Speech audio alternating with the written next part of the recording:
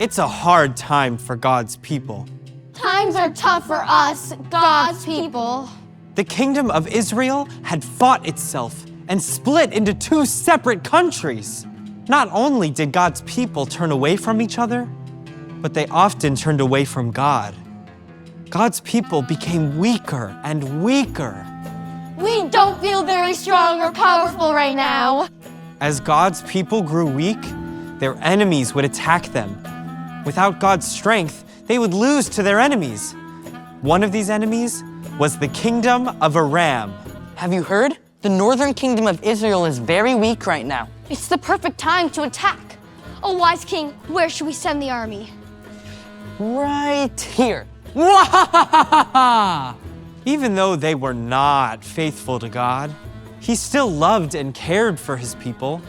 God is everywhere and hears everything.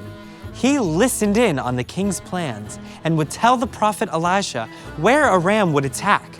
Then, Elisha warned the king of Israel, and Israel's army was always prepared for Aram's attacks. The Israelites had their defenses prepared. We lost. No way! Okay, let me see. Let's attack there.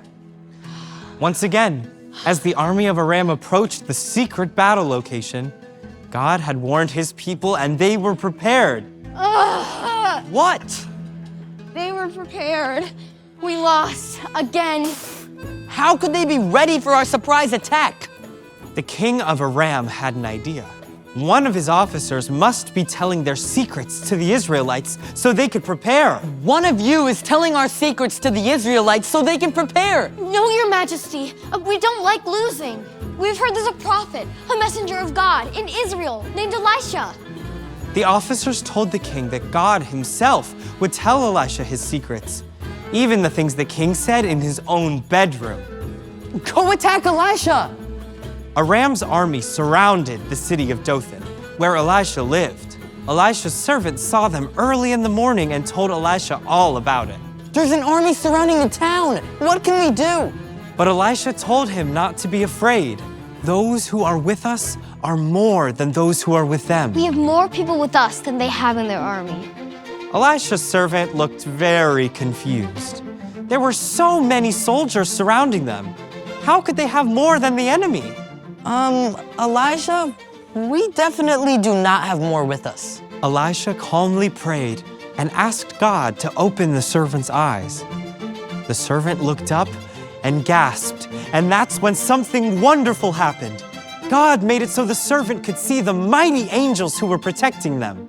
Whoa, God's army is all around us. I see horses, angels, and chariots of fire covering the hillside.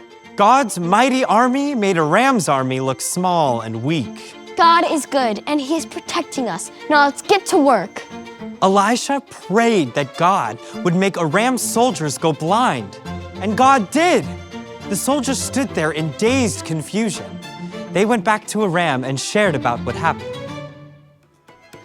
The king of Aram stopped planning attacks on the Israelites. Perhaps he realized what Elisha's servant realized when he saw the angel army. God is powerful.